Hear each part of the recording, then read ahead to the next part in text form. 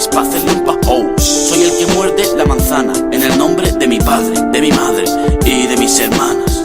Me comí la hostia por el dinero, me vestí de marinero por los regalos. Escupí en la puerta de San Pablo, me di la vuelta y me fui por el camino del diablo.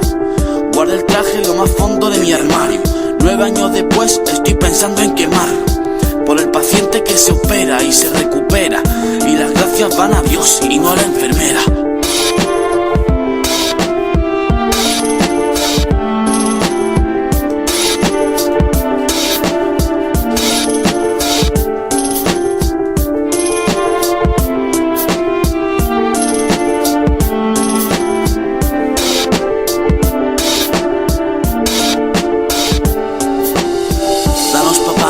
Pan de cada día, ni Dios ni Jesucristo, ni la Virgen María, mucho líbranos del mal, pero es lo que domina, y familias en el paro esperando la luz divina.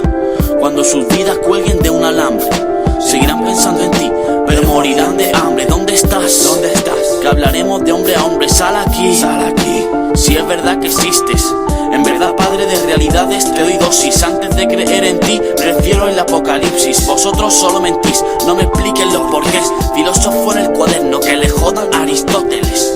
He visto a un ángel bajando, si tu padre está mandando que me coja el mando. Lo espero en el otro bando, dile que no estoy pa' tonterías.